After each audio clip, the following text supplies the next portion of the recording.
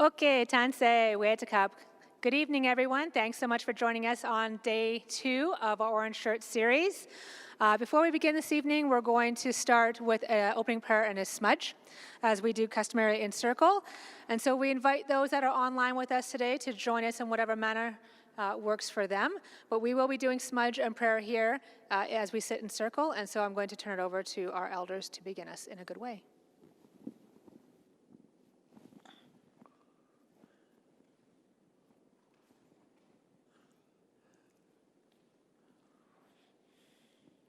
Just like that coal.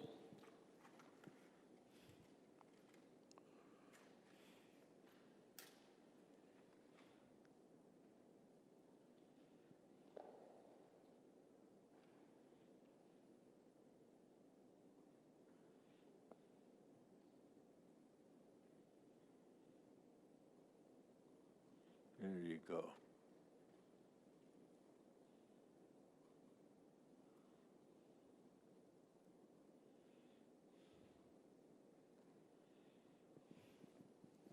Yeah. Okay. Match. No. Just put them there. Okay. So we'll start with the smudge. It's always good to acknowledge Creator. And in our way, when we're going to formally start coming together, and I think we call it in the Western world call to order, in a formal way, our smudge. We use the sweetgrass to make smudge, and that's our call to order. It represents a connection to Creator. The smoke represents a true thing, and it also represents a safety in this circle when we talk. So I'll acknowledge Creator.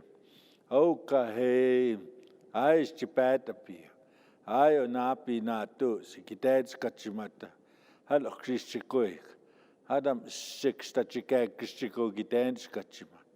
O kispumu kidap sitokam stuiki nitschimakakia, nakachimoiskan. Spumu sawan ikachimoiskan it nikutaya kuchipo, spiawan kotakuik. Ai spumu kinana sitoki nakumanstai ka kimatu sinan. Hanik daya kutanok pina, daya kuchipo ispin. Akumanstai ka kiman. O gido pachimo kanakop kitapiwak. Hanaka itapiwak itasukina kimakita mo kais. O kini to kanak bokawak makisatu siskinimat. Hissok chika kutakui. Ai stipata pia bispomu sana kom kita piawak. Hanaki sitoka pokpiawak ai kusiwak. Ai spomu sau stipata pia. Hagok siskatumoyawan Christikuik. Makukat skuno sau sitokyo. Anika tsumoiskani makukat tu taima nato sukui. Hagok chika kimai. O kika kpoat simoiskamo ta nesta watchimai. Thank you. I'll pass it over to the chair. We just leave it here. Just leave it here. In our way, from wherever you sit, you put your hand towards the smudge, and you use the smudge. And the reason we do that, when we have a teepee, we sit in a circle and we make an altar right here on the ground. And that's where we make our smudge. And once the smoke comes up, everybody sitting around puts their hand towards the smudge. We don't take it around.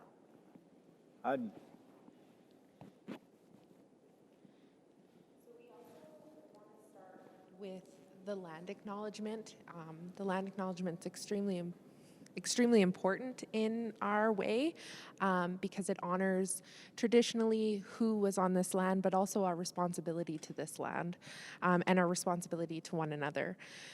So Trellis is is committed to reconciliation and starts with taking this opportunity to acknowledge our honor and privilege to live and work within the Treaty 7 territory.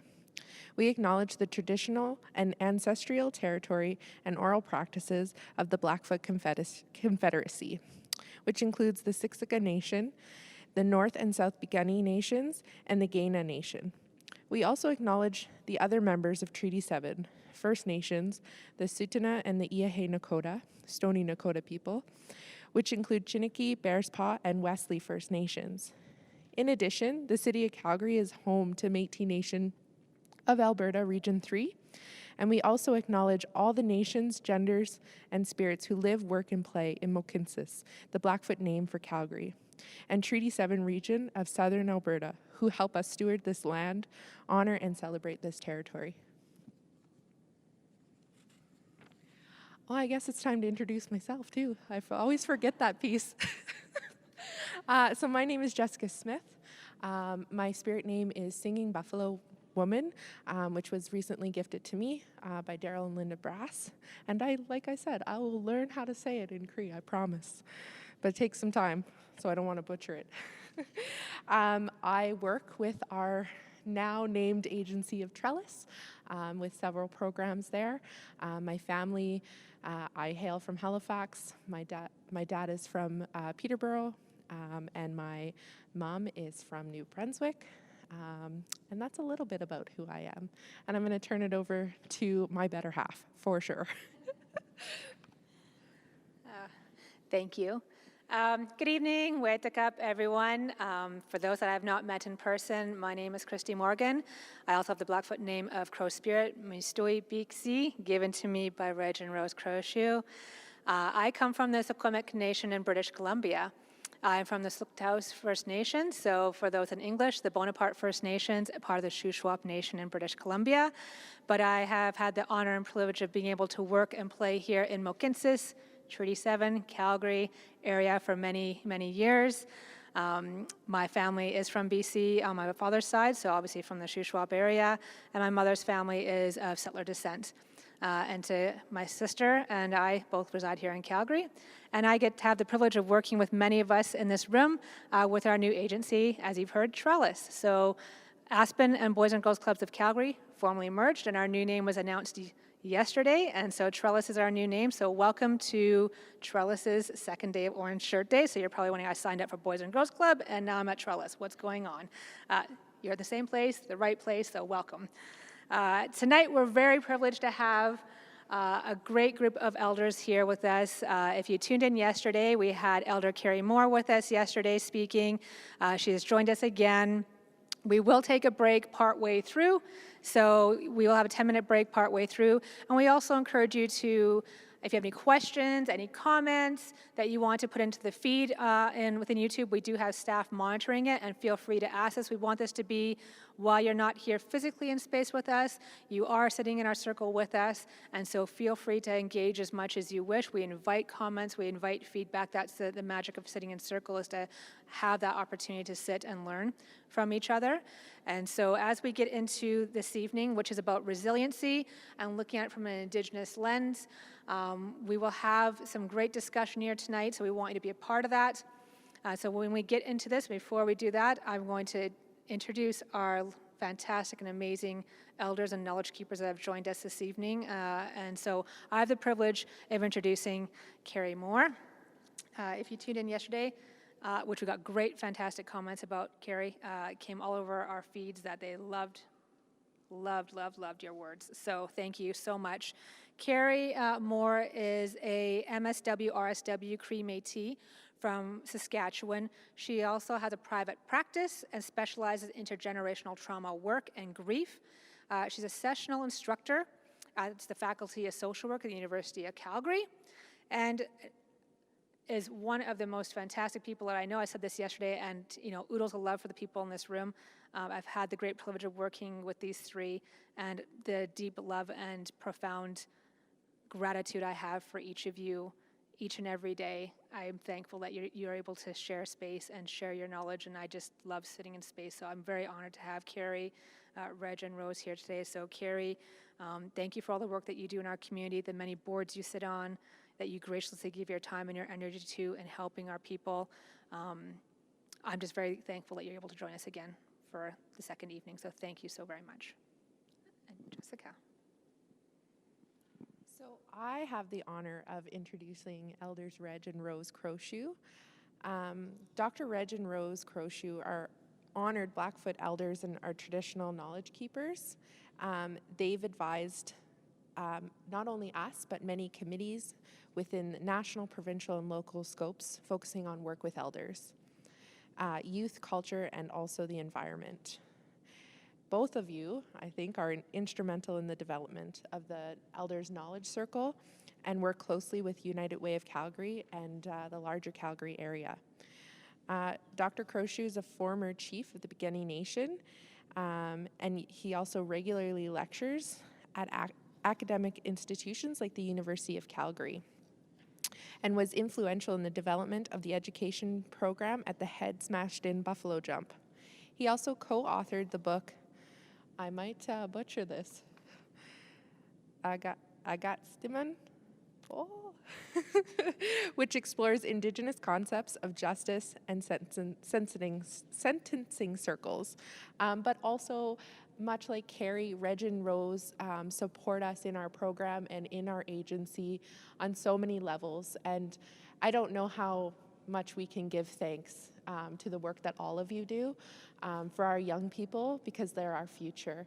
And so without your knowledge to pass on, we lose our culture. And so I don't even, like, it's hard to put that into words of the support and the gratitude that I know I can speak on behalf of myself and my team and the young people as well for you guys continuing to come and be a part of the work that we're doing. So, hi, miigwech.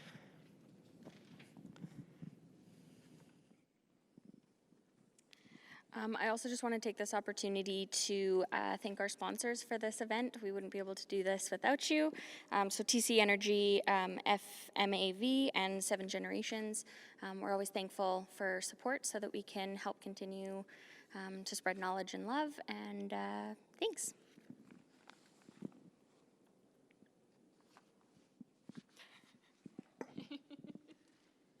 So like Christy said earlier, tonight we're focusing a lot on reconciliation.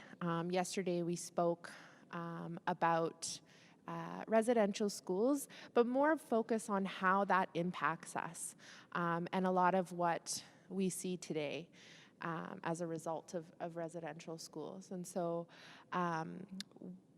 we are going to start by passing it over to the elders to talk a little bit about resiliency that you're seeing in the community, your own resiliency, and how you've gotten to that point. What are things for you in your life that have put you into a space where you can speak about resiliency, but also help our community in developing that resiliency for themselves.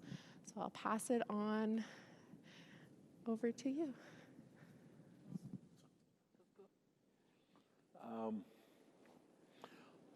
Thank you for introducing us. I want to maybe talk about resiliency, first of all, from a personal perspective. I'm from the Piikani First Nation, and when I was young, we started school at Piikani First Nation. And when I talk about starting school, my grandmother said I was gonna, kya kutushkinimatsuku. Kya kutushkinimatsuku means that I'm gonna go and be taught something. So in our traditional way of teachings, we were taught in age grade society. So my cousins and other kids from the community that my grandmother brought together, she taught us in Sistrix, 'the Little Bird's model of education. 'The Little Bird's model of education' means that I'm gonna go and be taught something. So in our traditional way of teachings, we were taught in age grade society. So my cousins and other kids from the community that my grandmother brought together, she taught us in Sistrix, 'the Little Bird's model of education'. And in the Little Birds model of education,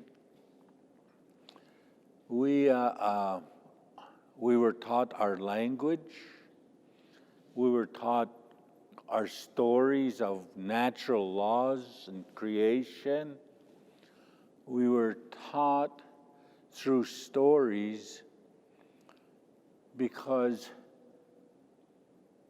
we look at natural laws as being a world that we are a part of. The environment was life and life was environment. So when you talk our language, we were taught that the concept of sanctified kindness and love was a part of every word you say. And our words come from the environment. You hear a bee fly by, and we call it namu by the way it sounds, but namu already also is understood with sanctified kindness and love. So you don't have to say it all the time. You just speak the language because that's what it comes with. So I was confident in the community with the people in the community speaking to me in language, and I knew that it was all a part of love. So that's where I thrived. That's where I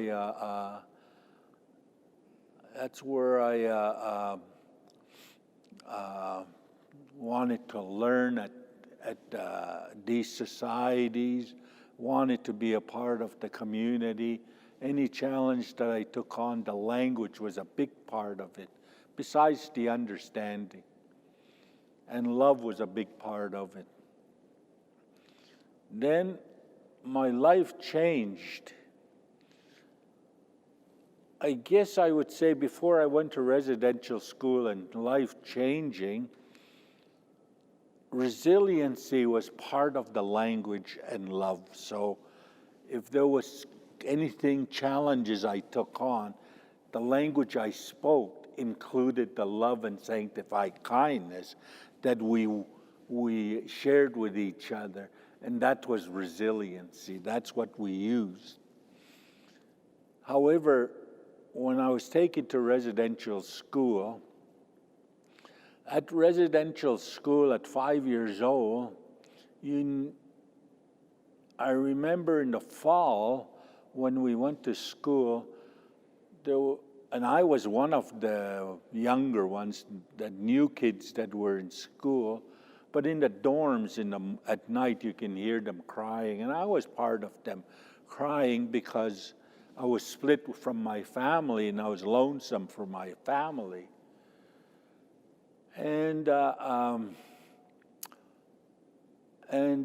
through the early years of residential school, as a young child, you're looking for TLC. They're looking for love because the kids were lonesome. And when the staff came and hugged you, it led right to sexual abuse. And then later on to physical abuse, then later on to mental abuse. So you start understanding these abuses. And you can't speak your language, you have to learn English. And there was no love I never found any love in the English language. It was just a language. But also the newcomers to our country that abused us, they used the English language and they never showed love. Instead, they showed abuse. So I suffered with that. Well, I wouldn't say suffer. I would say I survived that for 9 years. I learned that I transformed into the Western world with the Western language. And through those 9 years at residential school, I never even mentioned the word love because I didn't even know what it meant. I totally didn't know what it meant. You hear the word in stories and stuff. They read you from storybooks, but you don't even know what it means. After residential school closed, we were all happy. I had big smiles. They're closing the residential school. We left. We went home. And that was where I first started suffering traumas from residential school. And I guess the trauma would be, I went home and I told my mother that I was having a hard time hating and not liking white people for what they did to me at residential school. Every time I went into town, I ended up getting into a fight or something. And the police got involved because of my retaliation for the treatment at residential school. So thinking that your mother is going to support you on what you do, and here I was retaliating and hating white people. My mother said, "Here, let me make a smudge. Sit down here, make a smudge." She called Creator. And in our language, she said, the smudge gives us that sanctified kindness for everything, even animals. And so as soon as she brought me back to the smudge, it started coming back to me from when I was young. But the hardest thing she told me was, we're all humans. Even the people that abused you at residential school, we're all humans. It's humanity. And we all survive together, and we're a part of the environment. And in my mind, at a young age, I was so mixed up. How can I like these guys for what they did to me? Now my mother's on their side, and she's telling me not to get mad at them because they're human. So those were beginnings after residential school. How do I become resilient? How can I cope with this challenge that was in front of me? How do I accept what happened? So it was through the smudge, through our language, through the elders, our stories, that brought me back to the first years before I went to residential school. It brought me back to the safety of that world. And it brought me back to understand what love is, what kindness was, and the smudge. So using that process and practice, bringing me back to the language that connected me more with our indigenous way of doing things, allowed me to become more resilient, showed me ways to overcome, like disliking white people that abused me at residential school, being able to get along. And it took me through all those years. I never hugged my children when I was growing up, because if I hugged them, it automatically goes to sexual abuse, and I wanted to protect them, so I never hugged them, because at the residential school, getting a hug means sexual abuse right after. So I was protecting my children, so I wouldn't hug them. Only my great-grandson today, after a couple generations, is showing me how to hug and what love is. And I'm sharing with him the stories. So even at my age, I'm still working on resiliency. And I believe the language, the smudge, our way of doing things, our knowledge capacity through our stories as a verbal society will teach us and be more closer to becoming to be resilient. I look at the years at residential school and on the reservation and the years of Indian agent and on our reserve. And those years, we were denied our language, our smudge, the way we pray, the way we sing. Those were denied. And as they were denied, our children were distant from those ways further. They started following. They learned how to read, but being able to read, they fell into a way of being addicted to the written default system that we all live in today. So they view their own culture from the default system lens. And when they talk about resilience, they're trying to understand what resilience is. They need to go back to their language, to their smudge with the elders, to feel the language and to feel resilience.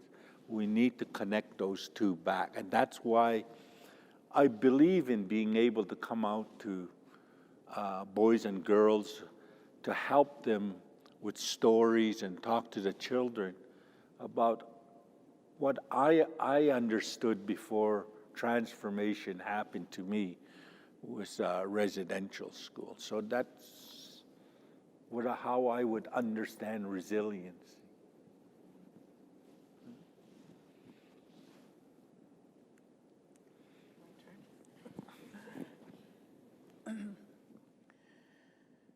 My name is Rose Croshoe. My traditional name is Ahkoy Nimaki, and that name was given to me by my great-grandma. My great-grandma taught me a lot of traditional teachings, my grandma, my mom. And then even, I didn't go to boarding school, but my parents did. And the things that I saw, when I think back and I watched them, it was like work all the time. You got to try hard. You got to have resilience within you, and how when they went to school, they weren't taught education. They were taught to work. And also the Bible. They were strong Catholics. And I remember instead of learning our Blackfoot language, my mom would teach us hymns, Latin hymns. So my brother and my sisters, we used to sing all those Latin hymns. That's all we knew. That's all she would teach us. Until my grandma used to come and she used to say, I think you better start teaching your children how to speak Blackfoot. But then again, my mom, when she went through residential school, like what Rich said, they couldn't speak their language. They couldn't practice their culture. Even though my grandparents and my great-grandparents were real traditional thinkers, but they always had that art of our native art of how to sew a teepee, how to prepare food, how to when we had a kill and how the food was prepared, getting ready for winter, and I think I remember when my mom had a big family. She had I think 6 sisters and 5 brothers. My dad had four brothers, and he had 5 sisters. So they came from a big family. But when we were born in our family, there was only my sister and my younger sister and my older brother. I was the oldest, so I had to kind of pave the, and I used to play. What I learned in school, like what Rich was saying, I didn't stay at the boarding school. We caught the bus, but we had to be ready early in the morning at 7 o'clock at the highway. And it was about 5 miles we had to walk. But my dad had a team and wagon, so he'd hook up the team, pick up our relatives that were day schools, get on there, take us to the highway, prepare a fire. He used to make a fire so we'd be warm. And because we had to be there before that bus came at 7. If we were late, the bus driver would just pass. He wouldn't stop or anything, so we had to all go back. So my mom said, you guys better be at that highway at 6:30, half an hour. So you can imagine my dad had to get up early, get the horses ready, team, and get my relatives all together, and we'd all be bundled up. We'd get to the highway and we'd get on the bus, and it was a long ride to the school. We pick up because certain kids at that time were day schools. We had a little bus. It was like a Suburban. It had boards, 2 seats or 2 boards on the side. We used to sit, and our bus driver was he was a good bus driver, the one we had. And then later on, we had a different bus driver, and he was like, I'd rather not say his name, but he was really mean and stern, and we gave him all kinds of names we called, because we could see him from the back. We had all kinds of names for him, and my cousin was the one that came up with some really crazy names. So in our culture, we always had a nickname for everybody. So that's just what, and that was the fun part. And then even get into school. It was a long bus ride. We got to school. The first thing we'd do is go to church, go to the chapel, and have mass. And this one time when we all got sent to our classroom, and they said, confession, we're going to have confession, so you kids, the girls, we'll send you guys to the chapel.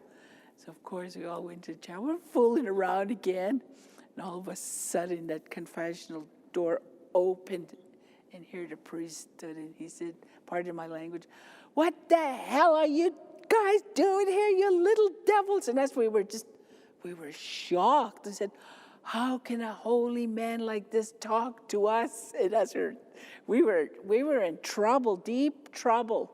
So of course we all got strapped, and then we're talking about, we were kind of afraid to tell our parents, because if we told our parents, we were disobeying the adult, because all those laws, those rules that my parents got, they were given to us. My dad was a very strict man. He ruled by the belt because he went into the army, and he had that mentality of order, always attention, and just, you guys go do this work, and if you didn't get it done, he'd pull out the belt. And of course, this one day, my brother, he did something, and he took off, because I told him, you're going to get whipped by Dad. He said, I'm real fast, he won't catch me. And he started taking it. My dad was trying to catch him, because he was my brother was a hockey player. And because of the resilience, because of at that time when we were starting to assimilate with the town, there was racism, prejudice, but somehow the bus from Fort Macleod used to come all the way down to our place and pick him up, because he was a real good hockey player. He almost made it to the NHL, but then he fell in love, and then.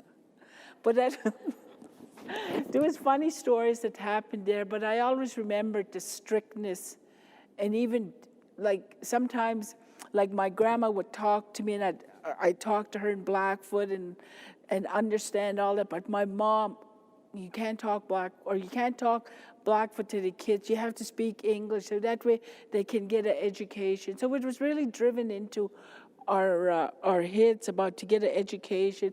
By getting an education, you'll get a job, and you'll be able to fend for your if you're going to have a family. But as I was growing up, I never knew this man here. He was a foreign to me, because I couldn't associate with him. because of the policies that they put in our community. Catholics ruled the east side like gangs. The east side, the Protestants were the west side. The only time we met is at sports or something like that. And then after, as everybody, like Rich was saying, the Indian agent left, and then people started getting together. But my grandma never had, she had her friendship with his grandma. So the two old ladies got together and they were trying to match us up. And when they closed the schools in the late 60s, we got sent to Drumheller. And that's where I knew Rich, because we're in line again going to eat. And I told him, "Where are you from?" He just turned and he said, "Brockett." And I tapped him on the "Brockett? You're from Brockett? What's your name?" And he told me. So it was really ironic on that. And even when we got married, you had to write a letter to the bishop asking us letting me be to marry him. And we didn't even get married in the church. We got married in the priest's basement. But then when we got married, we went across the road. All the elders were there. Everybody, they sang the songs and they prayed, and it was just so beautiful. That just so often. And then even now, my grandma was she always traveled. She got her driver's license. She was the one that taught me how to drive. So she was driving, and of course, when there's a wedding, everybody goes through Brockett, you're blowing the horn, and she was the last one, and then she stopped, she ran into this guy. Well, it was just, it was so many things changed that I saw as a young child, and I was thinking, I wish I had 4 degrees or 3 degrees. I only got 1 degree in management. But on the traditional side, when Reggie and I married, I could be a PhD student or PhD professor because of all the transfers that I got from the societies that we belong to and all that. So with all that knowledge, I teach my children, my daughters, and my other traditional daughters that I have, my friends, and my grandchildren. But we really, in our community, Red's talked about the little birds, and when he went to the little birds, there was a big gap because the parents didn't send their kids to little birds. It was straight to school, so there was about a 30-year gap there. Or void, was it 30 years? We started the Nepoma gigs again, and that's where my grandkids went, and they really learned a lot. Today, they're all successful. We told them, in order to be ahead, you got to be friends with everybody. Treat everybody same, alike, and all that. No matter if they're treating you, unhealthy and all that, but always remember that there's laws there that could be protected by you on both sides. So they were raised with that, and then we had our great-grandson, Reggie talked about. This year was his first time in school. I told him, "Knox, you like school?" "Yeah." "Grandma, I go to an Indian school." I said, "You say indigenous." "No, I go to an Indian school, and I'm an Indian. He'd say that. But he really, when he was a baby, when he was about 6 months old, I started teaching him the language, just little words of animals. I'd give him the Blackfoot word, what the meaning was. So his mom would come and pick him up, and he'd see those. They'd go into the mall, and he'll see those. "That's an E name," and he's, "Where'd you learn that?" "Grandma taught me." And then we'd pretend he had this great big, it's like a boat. I said, we'll learn how to write, write anything. So he was really drawn, and he said, "Okay, Grandma, let's have a fun activity." I said, "Well, we're going to pretend we're in a boat. We're going to go fishing." And I never knew, just him learning at an early age, he really enjoyed fishing. For his birthday, he got a fishing rod. He caught his fish. It was pretty big. He was so proud of it. And he watches. He's real observant. He watches. Because that's how, as children, how we learned was we watched. They'll say, watch me. This is what I want you to do. They didn't tell us, you do it like this, you do it this way. But we watched. So that was a kind of a learning that I passed on to him. So I'm just proud of my children and also my community. I could see where it really it really hit our community members. There's one boy, I'll just share one little story with this, he's almost like our son. His mom, I went to school with her. We both were day school students. We both spoke the language, and I was telling him, oh, he said, gee, my mom was just a drunk. And I said, no, you don't say that. Your mom was a very good woman. I said, I went to school with her. This is what she did. And I'd tell him all the good things that he needed to hear, because all he saw was getting drunk and fighting, and that's all he saw. So I told him, this is why she was like that, because of the things that she couldn't understand. She got frustrated. She didn't have no help, or like today we have mental health in some communities, but they have help there. But her, when she was growing up, there was no such thing as help. So I think some of our people still really need that help in our community. But you're only here for so long, and there's so much you want to do in so little time. But I just thought I'd share that. Thank you.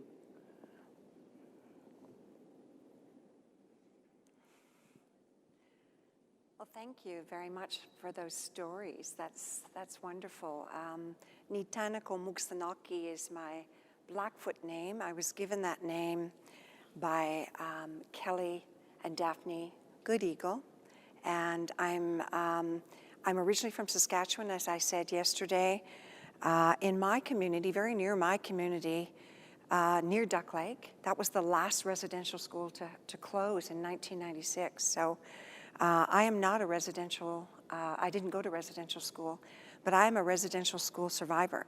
And what I mean by that is that the trauma was passed down to me through the generations of my grandmother and my father to me.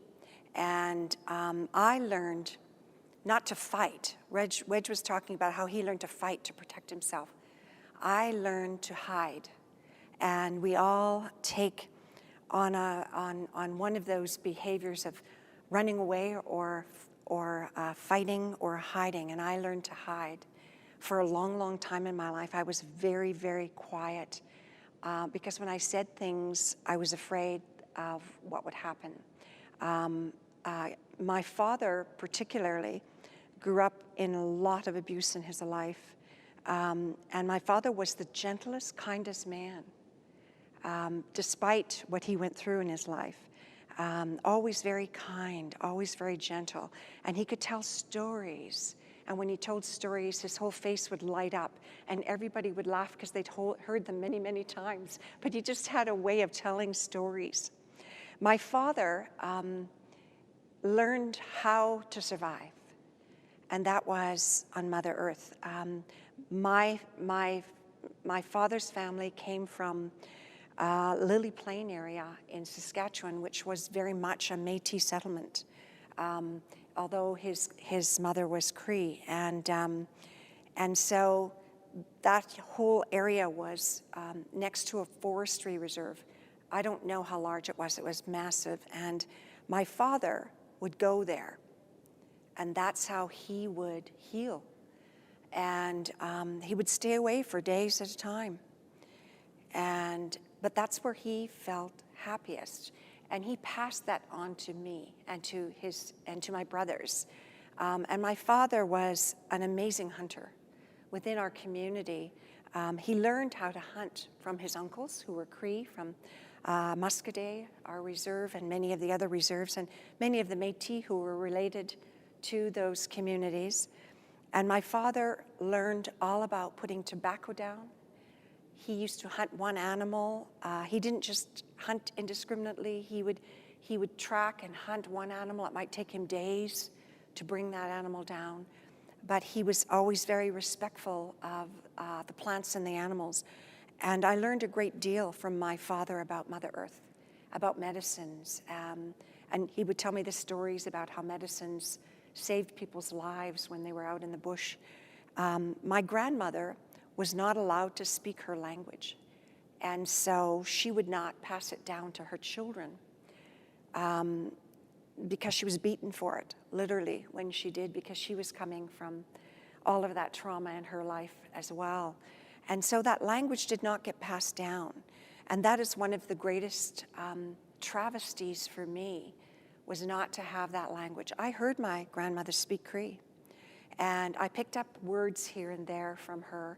I heard my auntie speak Cree, and they often would speak Cree when we were berry picking in that massive reserve.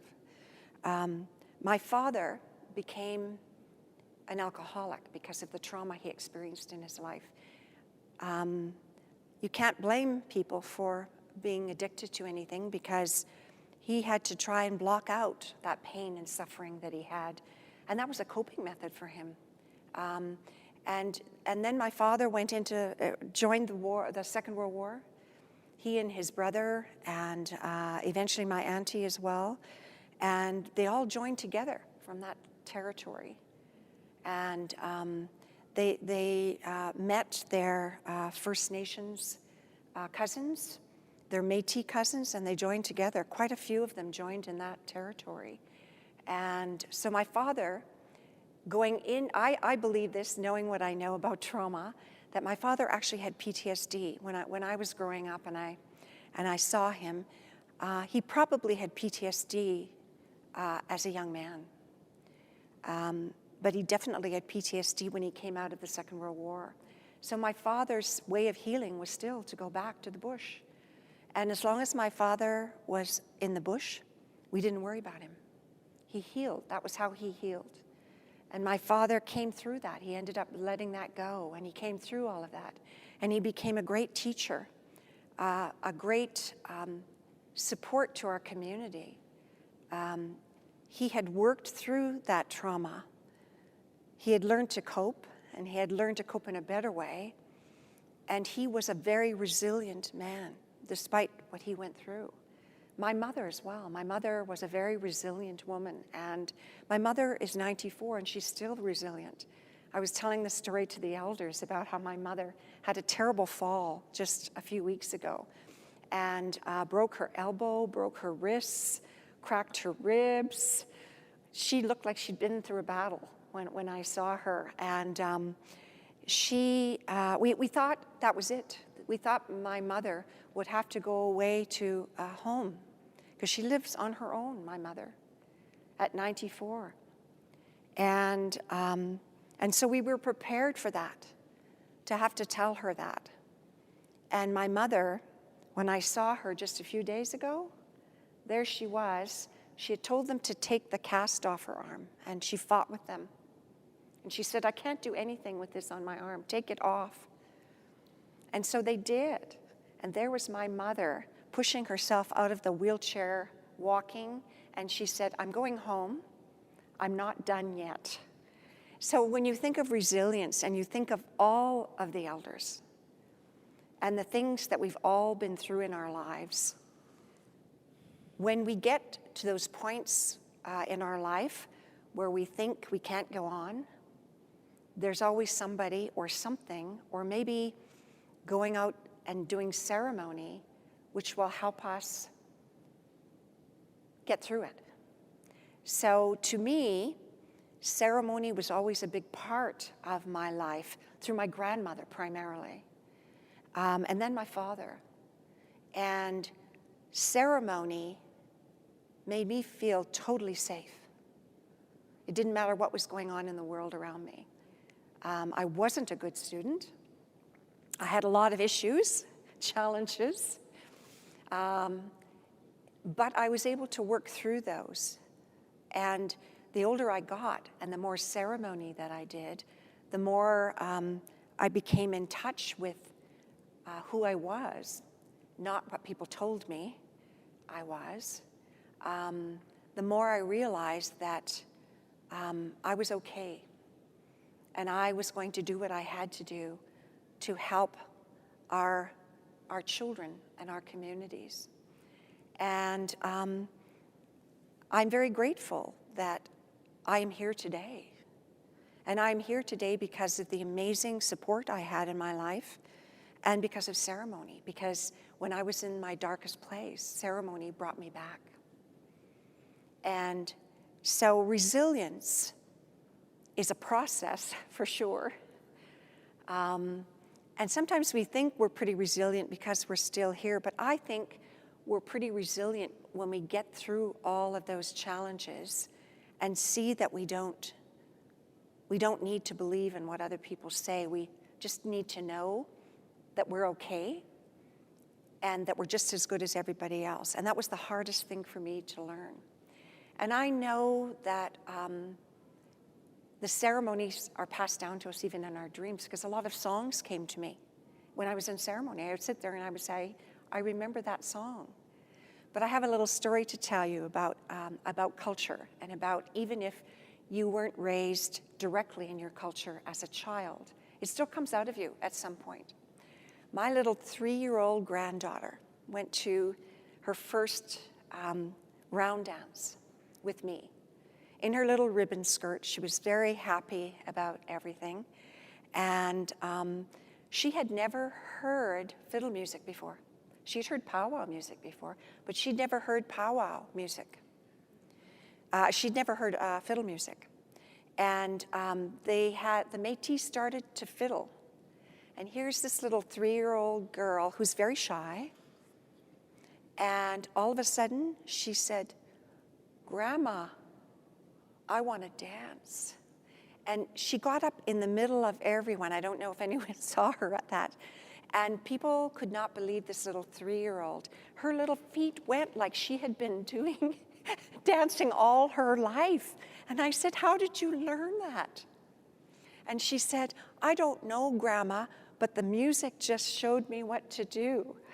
So, you know, we are resilient people. We find our ways through it. And my father never said he loved me either. He came from the same place. And I didn't really tell my children I love them either. And I do, and they know that now, and I tell them that now. But it's my grandchildren too that I'm able to tell I love, and that I teach. I'm teaching them all about the culture. I'm teaching them as much as I can, because I know that our culture is our way to be resilient. It's what makes sense to us. And everybody out there finds their own way, I know, but it wasn't until I really went back to my culture that I really realized that I'm okay. And I use that term because up to that point, I didn't know who I was. I was somebody that somebody told I was, who I was. And so resilience is a process. It is a long-term process. We keep working at resilience in our lives. It's adaptability as well. But I just wanted to say one thing about resilience.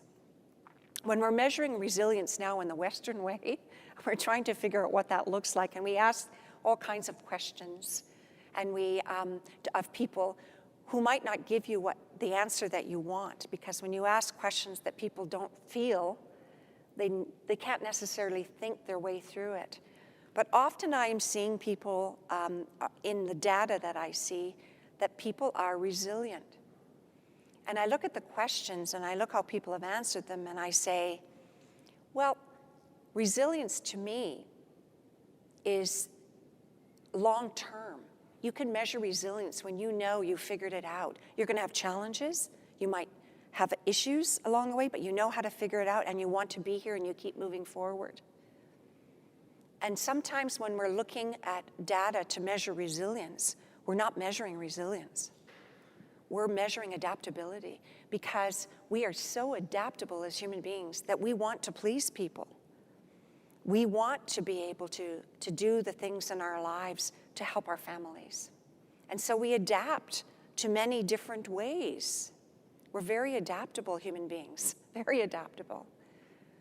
But we have to remember that from a Western perspective, you're going to measure resiliency probably in a different way than an Indigenous way of resiliency. And we have to be careful with that because adaptability is something we all have.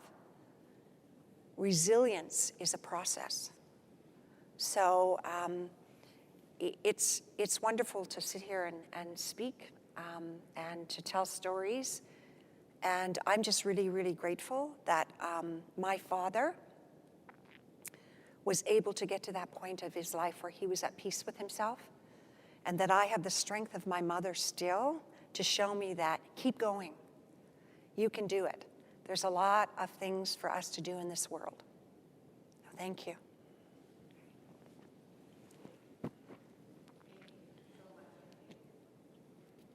Each of the way that you guys spoke about resiliency and your own story reminds me of some of the questions that we even had yesterday and how we support those around us. And talking about your journey, I think, really gives context to people, to myself included. Forever when I sit in circle with you guys, I'm always taking something home, and you think you're well, and then you're like, oh, that's actually a really good point about resiliency and about my own journey. And so thank you for sharing that. What time are we at here? So we have a few minutes before we take a break, so we're going to open it up for questions. I know we have a couple already, but I just want to again encourage people, please put the questions in the chat so that we can ask the elders on your behalf. Had come in, so thank you all for sharing what you did, and I think this actually speaks well into when we talked about process or resiliency as a process. And we often have conversations around allyship and those that are coming from the non-Indigenous world that want to be our allies in helping support this process of resiliency or working with us. How can our allies help create that process or that resiliency in our community as opposed to re-traumatizing us? A loaded question, I know. Sorry. That's a good question.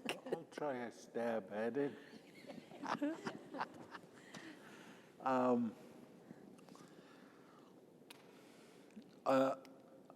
I'm thinking of Carrie's words. We have to think of, we got to be careful when we think about resilience. Before I went to residential school, in my community, I was considered an Indian thinker. So an Indian thinker would be somebody that thought from a creator and the natural laws. Day and night are natural laws. So when we talk about natural laws, then we're accountable to the natural laws. So if my brain is going to think, then it's going to follow the guidelines of natural laws. And what I say about my thought is going to come from that worldview of natural laws. And when I talk about natural laws, my responsibility is going to be that the environment is life and life is environment. We're all the same. We're equal. We live in collectivity and we're equal. And that's the perspective I'll look at resiliency from. That would be an Indian thinker's lens. When you look at the Western thinker's lens, resiliency is going to come from what was written through research, and the default written system is going to write you that theory about resilience. And once you learn how to read, then you look at resilience And the concept of resilience from a default system is an individual resilience. And from that focus of an individual resilience, you can look at what resilience means. So there is a difference between a collective resilience and an individual resilience. So when our young people got split up from the language, they got addicted to the written default system, and now they speak from an individual lens of resilience. Even though they're indigenous, they're still speaking from that lens. When I look at allyship, all the resources in our way of thought, indigenous way of thought, we get gifts from the environment. And we use these gifts to develop systems and practice to build our knowledge capacities and human capacities. Because we get the gifts from the environment. We get the food, the heat, the circle, the TPs, the language, and we have to give back to the environment, look after them because it's collective.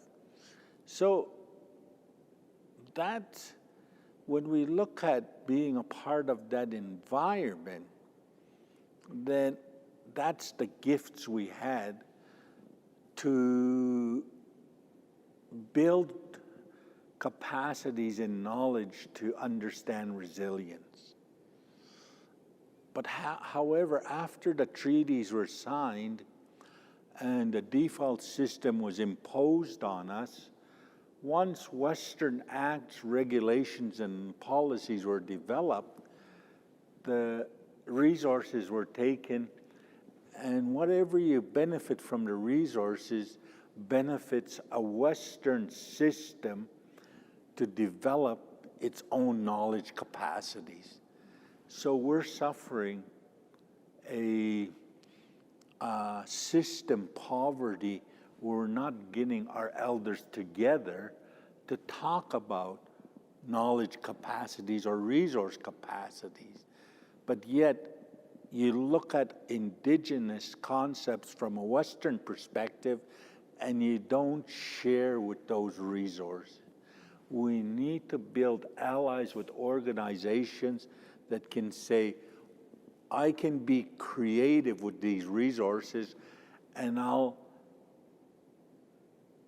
use the resources to accommodate a gathering of elders with their smudge, their circle, their language, to build capacity so they can continually to support allyship.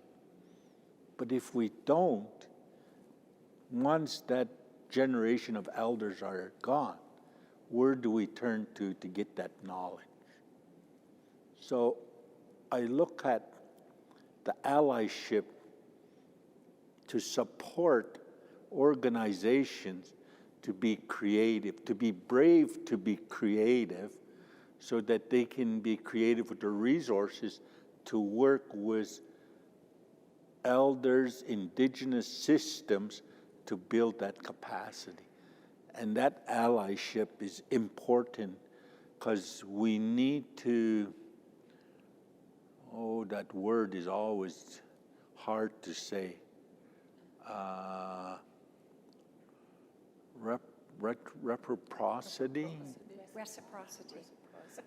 We need to protect those two allies need to protect each other so that they can work together to take on those challenges.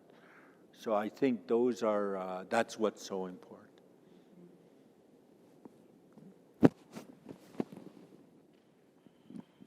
Thank you so much. Got some great comments coming in here as well as some great questions. Got a couple more questions here. One from one of our fellow colleagues and coworkers here, Tim Fox, is coming in for a question here. And so Thanks, Tim, for following. Question is, reading today that a bill was presented and subject to legislation receiving a royal assent. This bill seeks to establish a national day for truth and reconciliation for federally regulated workers that will be observed on September 30th. What are your thoughts on September 30th potentially becoming a national stat holiday in recognition of truth and reconciliation?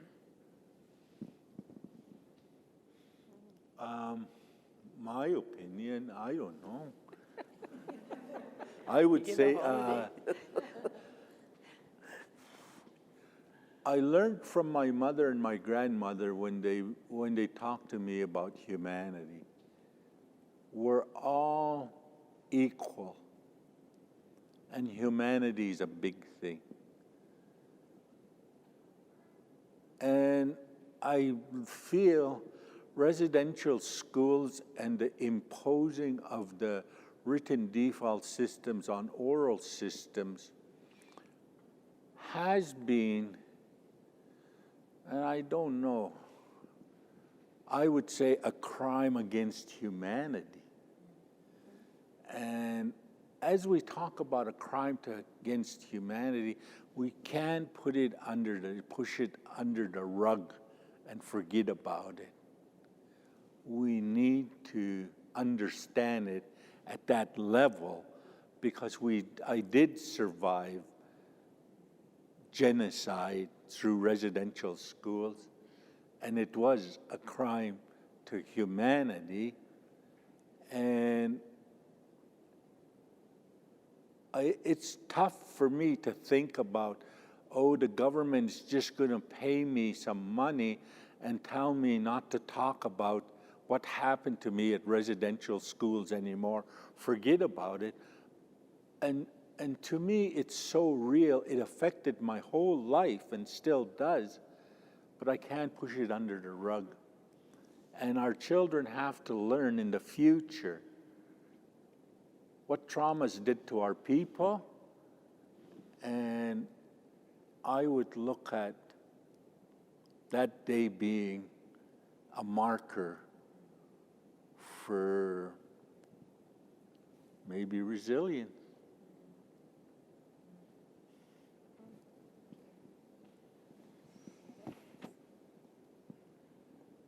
Well, I guess I would say that very much what you're saying, Reg, is that I think that having a day for Indigenous people to have that day, it doesn't mean anything unless people really have the awareness of what that means. And I think that we can't just say this is the day, that we're marking this day. It's a good marker, but I think I would like to see something done where people, when we see that day, we know what that means, because we're not being taught the history in school. So many people do not know about the true history of Indigenous people. And you're right, Reg, it is resilience, right? Because look where we've come, right? So I would say that I don't like to use that word, but I don't want it to be tokenism, just like what we sort of look at, right? This is a very important time for people to understand what happened, not just a day, let's just give them that day, which is what you were saying. So if that day is marked our day, I would hope that there is much more done within the schools where they are talking about the history, the real history of Indigenous people, and having the elders speaking to them on that day. Because I think otherwise it gets sort of lost, like a lot of other days get lost. And as Reg says, we're all human beings. We are all the same species, right? So we're all equal. We were created exactly the way we were supposed to be created. So we don't want to set people above. We don't want to set people below. We want everybody to know that maybe this is People's Day, and we're going to learn about Indigenous people from the reality of who Indigenous people are here in Canada, so that everybody else who is here gets to know who we really are. Because I still think there are people out there that don't even know why we wear orange shirts. Do you know what I mean? Don't give somebody an orange shirt and they go, oh, thank you, that's really nice, if they don't know why they have that orange shirt, right? So I'm pondering it, right? I'm glad they're going to declare that, because it's educational. You got to know what happened. I mean, I was just thinking about this verse when I went to school. They used to tell us, in 1492, Columbus sailed the ocean blues. And I said, sailed the ocean blues? You know, and I'm thinking, just that, I mean, what does it mean? You know, like, I don't know, what does that mean? So for the ordinary person, what does this reconciliation mean? You know, why can't they get over it? But you know, it happened all over the world to Indigenous people. You know, it happened because of all the resources. They wanted to capitalize on the land. They wanted to take those resources out. But we were taught you only take a little, just a little, and then you save some for the rest. It's, you know, and no, now they're finally realizing, oh yeah, we need limited resources. Then they finally realize, like, the next one is going to be water. Look, before we used to go to BC, oh, you see that water flowing, just flowing. But now, just a trickle. And you go down that way south to Arizona around there, oh, water, you'd see all these arts and crafts booths up, you know, and they're flourishing. But now they're all ghost towns. There's no water, nothing. They're trying to get the water from over here. But that's one thing we have to remember: the environment. The environment it has to replenish.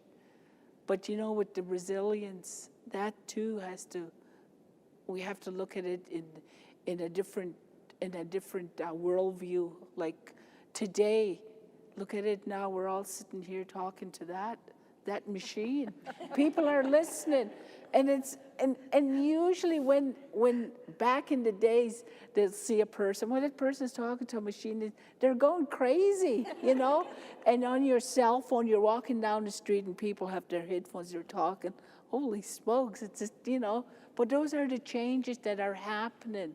And even the resilience that goes along with that.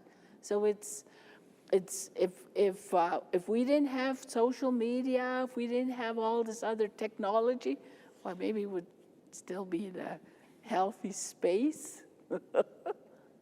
That's how I just throw that out. Thank you all for contributing to that. Tim did provide a follow-up comment. Hand to heart for your wisdom to his question. Absolutely agree. A day stagnant without the crucial learning and unlearning that needs to be weaved into the fabric of this country's narrative, for sure. Lots of comments with people expressing hand to heart for your honesty and your comments across the board here as we go into our conversations. I have a few more questions, but I noticed that we're at time for a break. So keep the questions coming, everyone. We're going to take a 10-minute break. So make sure you go get your bio break, go get a snack, do what you need to do.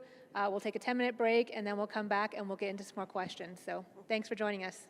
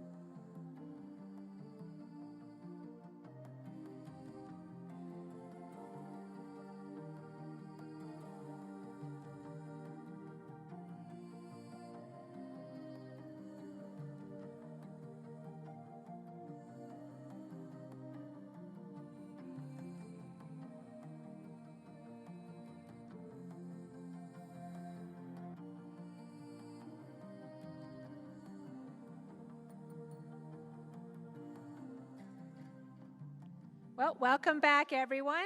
Hope you had a good break and you got a snack and you got some coffee or some water.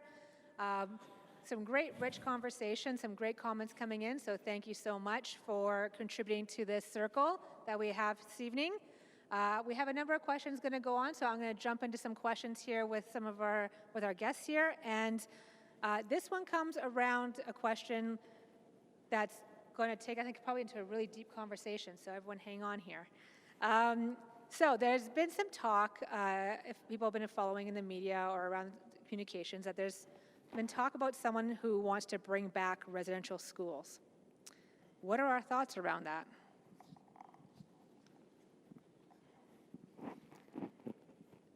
I said it would be a hard question. A deep question. Maybe I can, there's a couple things I want to say. Oh, thank you. When I went to school in the Little Birds, the gift of education was given to us by the Little Birds. So that grade level, when I went through that grade level, our oral system, we used songs to represent physical documentation.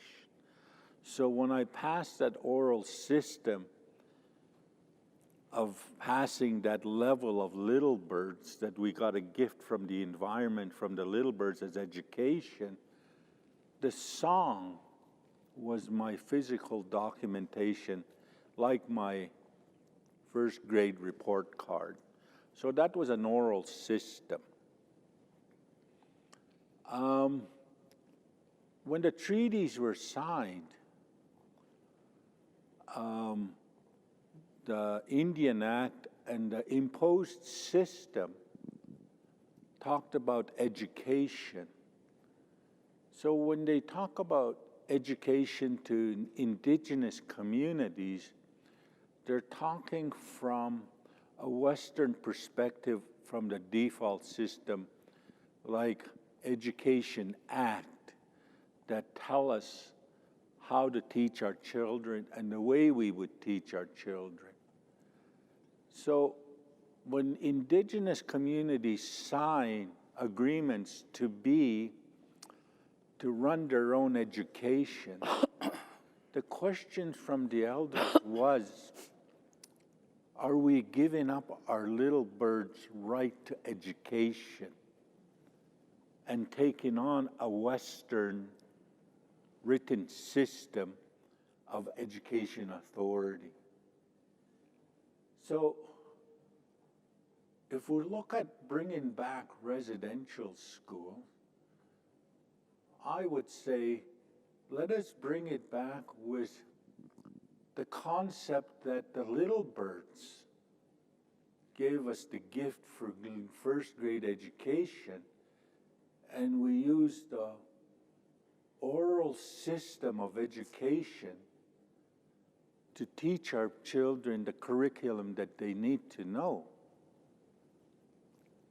And since the imposed system, with their acts and laws, took all the resources away from indigenous communities, they should pay for every one of those schools and have the indigenous communities control curriculum, method of teaching, and will use our education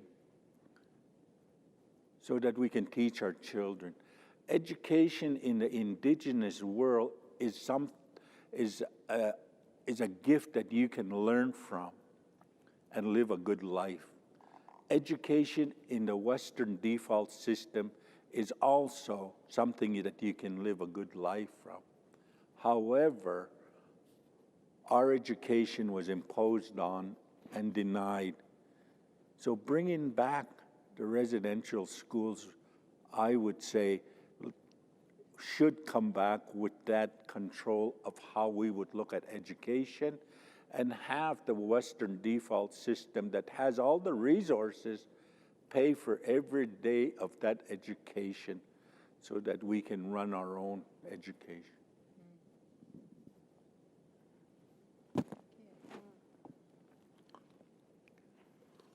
Anyone else have any thoughts around that?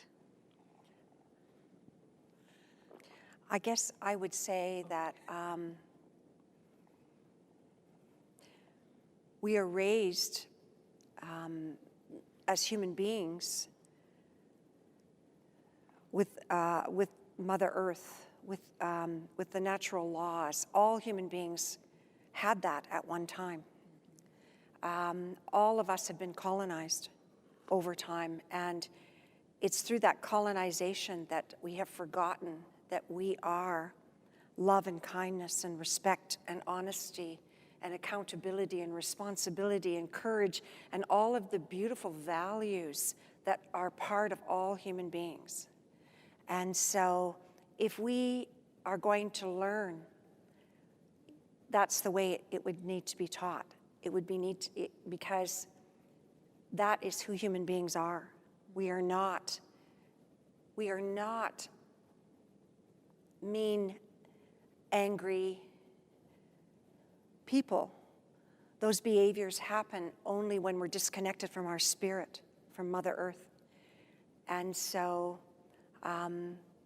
if the intention is, let's bring residential schools back, perhaps there are more human beings that are connected now back to the original teachings, that we are all of value, and then residential school would be taught exactly that way, just as Reg is saying, with that wonderful, all the values that human beings all carry if they have the safety to go into spirit. That's what I would say. I think, what was the question to bring back residential school? Yeah, there's been talk from some in the media that someone's trying to, or looking at the option of bringing back residential schools. I think if you're going to bring it back, it's going to be like a way of life. You're going to look at like how our culture is, the way of life, and how are you going to work community. It's going to be a stewardship in our Indigenous knowledge. And I think once we do that, it will also help, especially like right now, look at the foster care. It's just booming, and it's all for money. And look at all some of these people. You'll see children on the streets. Well, they'll capitalize it. They're taking those children. I don't know where they take them to. They're missing. And I think if we go back to the school, how it's supposed to be, and even both cultures can learn from that, because you're going back to those values and principles of how to treat human beings, not like a money tree, or you have to start having that gimmapi pitsin again, the kindness that our ancestors had, that gave up Canada.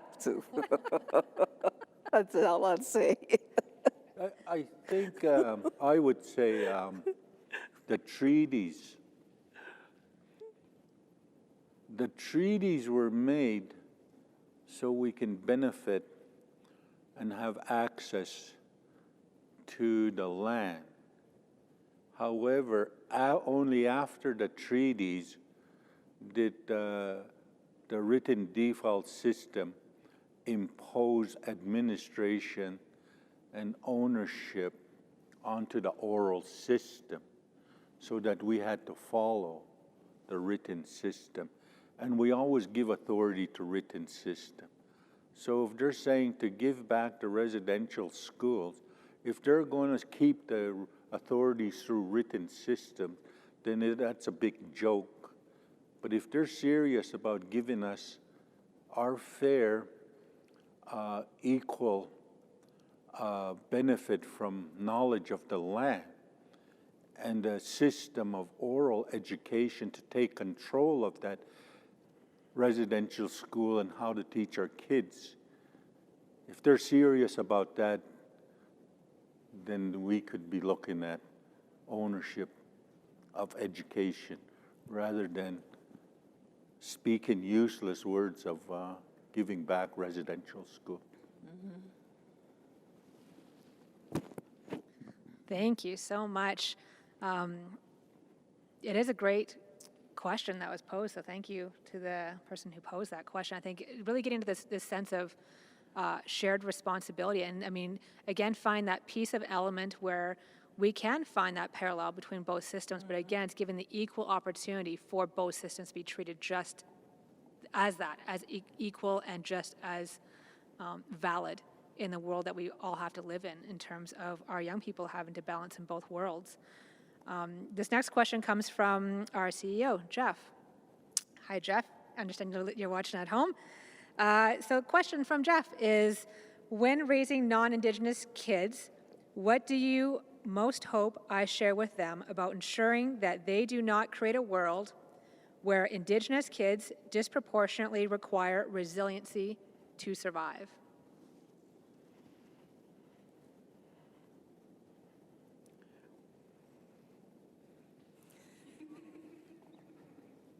Jeff, that's a hard question there, Jeff. Oh, what was the last piece? Something.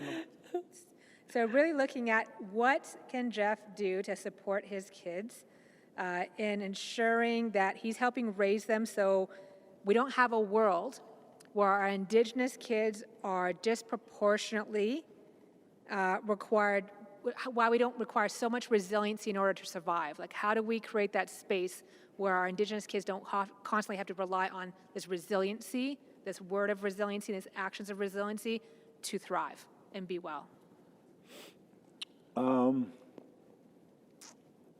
I think of some of the history that I survived. I survived a time where the Indian Reserve still had an Indian agent, and I survived the time I was in residential school. Those were times I survived, but I also remember other times I was a part of. And one time, the former Prime Minister, Christian, wrote a paper in the 70s that was called the White Paper to abolish Indigenous and make everybody Canadians. But I also experienced the same time a document written by Harold Cardinal with the Alberta Chiefs that called for, we called it the Red Paper. And it was after that time of Red Paper that we were allowed to start speaking our language. Indian education was a big thing at that time. So that was a time where our children needed to be resilient, needed to be supported with resilience.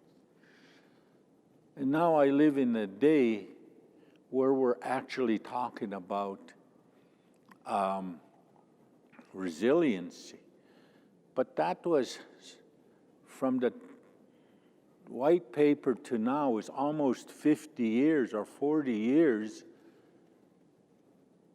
And we're still talking about awareness, cultural awareness, cultural teaching. And we haven't never learned anything. Organizations have been aware and culturally taught.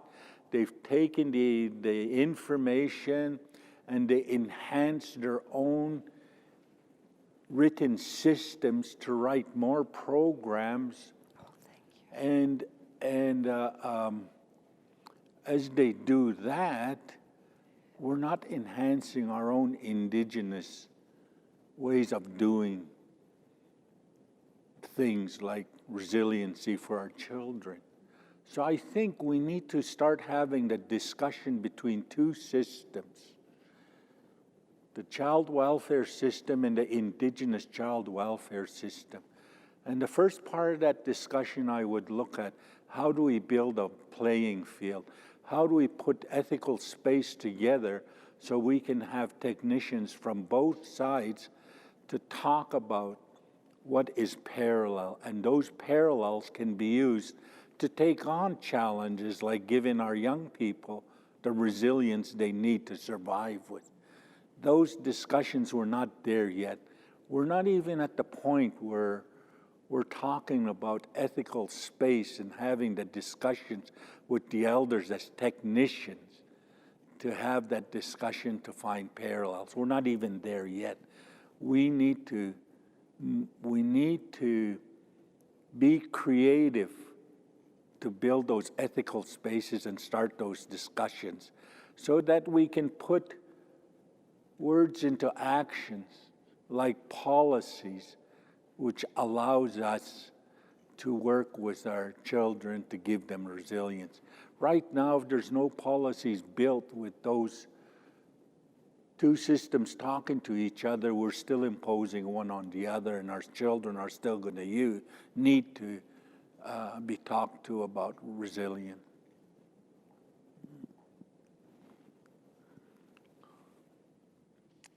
Thank you. 100%. I think there's some great comments coming in across the board on questions around like were there not resources for us to access when the residential schools were happening for us to build resiliency within ourselves. And I think, that comment alone speaks to that this is still an ongoing conversation that we're all looking to still have, that, while, yes, we have over 100 plus years of, loss and sorrow, and, talk about the white paper and the red paper. 50 years ago is not that far off, and we're now just at the point where we talk about things such as Orange Shirt Day, where it's bringing that awareness around this, where we're still having to have conversations about the education of not only our allies and those that, want to explore our shared history, but also amongst our own community members, right, and understanding what's happened to our community around this. And so absolutely, when we look at the topic around resiliency, we're still very much in the infancy of what does that actually mean, and still even reclaiming what our culture can be and should be, given that we're now living in scattered different family structures, community placements. Many of us are not living in home communities or settlements. And so even trying to navigate what that looks like as we go across balancing resiliency from a traditional standpoint and balancing culture, but also resiliency, I think, overall as human beings of living in a contemporary environment, of balancing two worlds. And so, absolutely 100%, I think we're still in the very infancy of what this all could mean as a collective, but it's starting off with some of these harder conversations that we're having and talking about the topics that we are, that this is actually going to open the floor to have those deep and meaningful conversations and creating platforms to have that ethical space to truly get to that balancing point within our community that we need to have.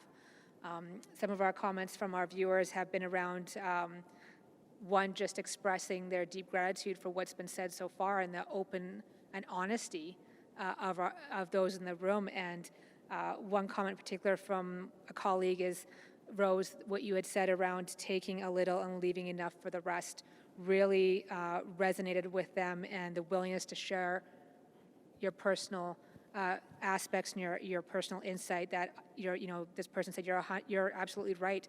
The new way of communicating is strange indeed. So thank you for pointing that out. So it says peace of like it is opening these conversations as we sit here in circle with all of us physically, but also those joining us in virtual circle with us. We need to continue to have this. And so inviting, if anyone has any questions here while we're in physical circle, to add to it. I have a comment. I know, Bridge and Rose, we were doing Zoom with the kids the other day, and one of the things that had come up was around resiliency.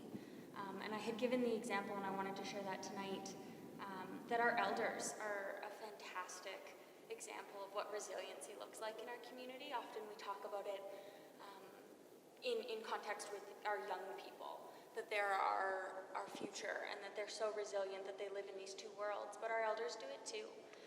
You know, our elders have been through residential schools and have experienced all of this trauma and have lost their culture completely.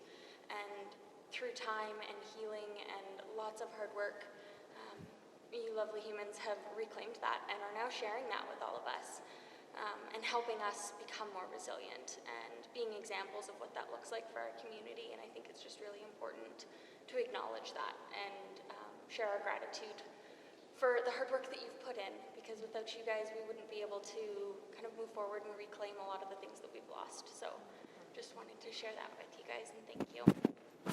Hey. You kind of talked about it a little bit. Oh, sure. Okay, yeah. Where we're in a state where we're walking between two worlds right now, especially our young people, and it seems that on one hand, like I really like what you talked about by taking just enough, but in the Western culture, it seems about taking as much as you can get. So I'm just wondering how we can encourage and encourage our young people and give them a way to navigate this world of when they're being Indigenous and they have this one teaching saying, oh, only take what you need, and the other values being taught to them saying, no, you need to take as much as you can while you can. And how can they walk in a way that is both true and, I guess, resilient for themselves and not get lost in that dual identity?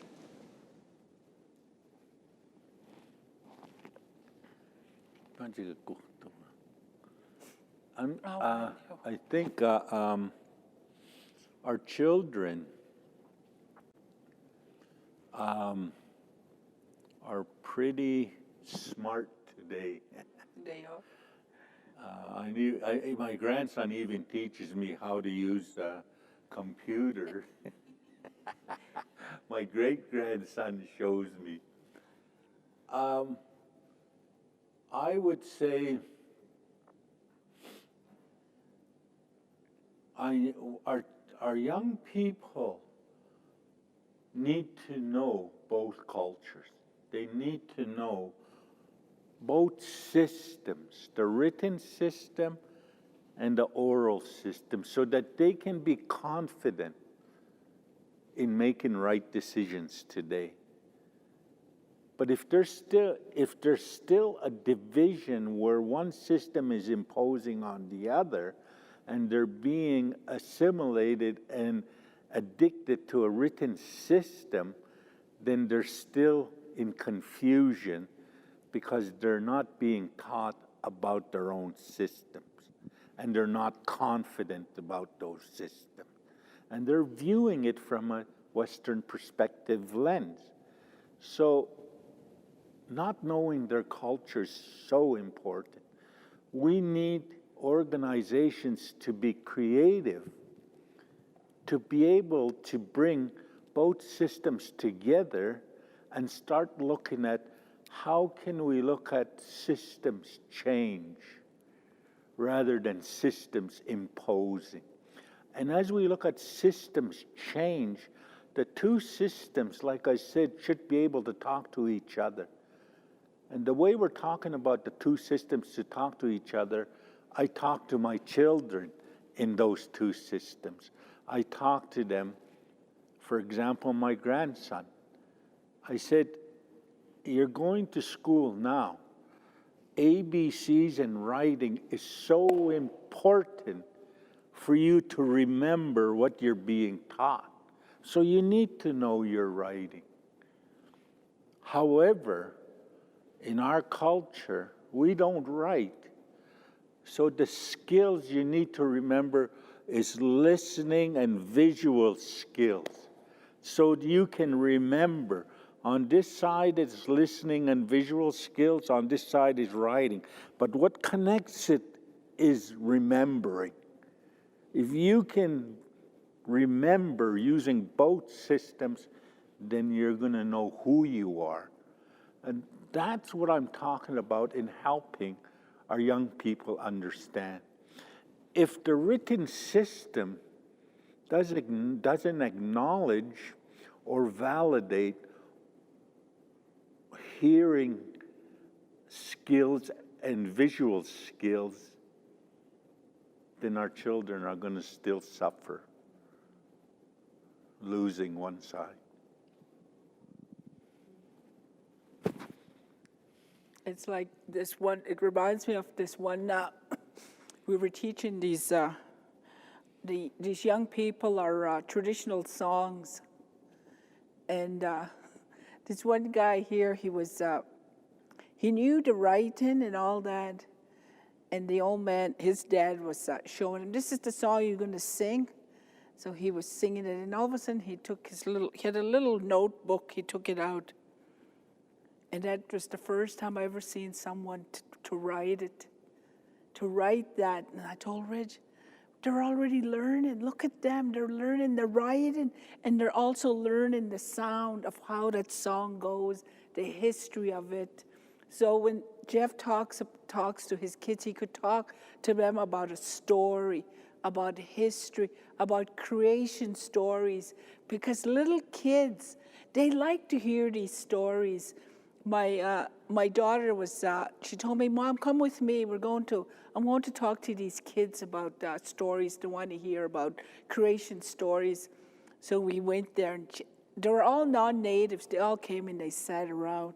And you know, the way she presented herself, the movements of those animals, she was almost talking like those animals. And you know, you could hear a pin drop, and this one parent said, that's the first time I've ever saw my child sit through a story like that. Because when we're talking about the visual, the around. You're not just going straight, you know, just like, and I think that's what nowadays our children are learning those. Even like my friend Janet Danson, she's going to be a champion jingle dancer one of these days, and she watched and she listened to the sound. And if Janet can do that, then Jeff, your children can do what you're asking your children if they know how. How do you teach the children? Because like Rich said, the young children are they're fascinated. They want to learn. And they're real quick at learning things. Like my other grandson, he was about 5 years old. They were driving down the road. Of course, Rich was speeding. My grandson was sitting there, and all of a sudden the cops came and stopped him. And he was listening. He was listening to that cop. He said, "Sir, can I have your driver's license?" Gave him his driver's license. You know, you were speeding. And Rich said, "Yeah, I was trying to get my grandson to school." He said, "Okay, well, we'll see you again. So have a good day." So when he walked away, my grandson told his grandpa, "Grandpa, is he going to stop you again when he said, 'We'll see you'?" But that's observation, visual and hearing. So I think if we can validate oral and written, cross-validate, I think we can go a long ways. I think another thing too is the fact that we forget those pieces of who we are as a whole being. And another piece of that is feeling. And feeling is very important for us to be able to understand things and to be able to express ourselves. And so that's another piece that is often left out of education, often left out of, in our own homes, people say, don't talk about that, or don't cry. And so we get to a point where we don't want to go there. It's very foreign to us, or we don't want to sit and observe or listen because it's very foreign to us. There's so much going on in the world around us. So part of raising children is to allow them and to let them see us reflect, take that time. And we do that in ceremony. That's why ceremony is so important to us, we take that time to reflect on what we need to do and what we're feeling so that we can change that. And so I'm reminded about COVID, for example, right? COVID has come and it has created this time where we have to be isolated, and what happens is we're reflecting. And reflection is so difficult for people to do because they're not used to it, that they become very frightened of that. And the reality of it is, we need to reflect every day. We need to be able to take that quiet time and teach children about that so that they can actually express what they're feeling. Because our feelings are an important part of our healing. So those things that we talk about, like listening and seeing and feeling, are often left out of the Western system. What the Western system feels, what the Western system thinks is what we think about and what we look like are the most important parts of our life.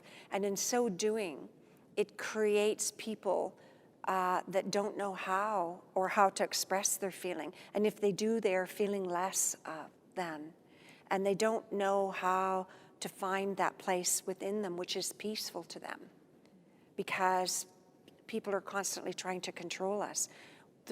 We know as Indigenous people, in our ceremonies, we take that time to reflect, because when you reflect, you become connected to who you really are, and nobody can control you in that place.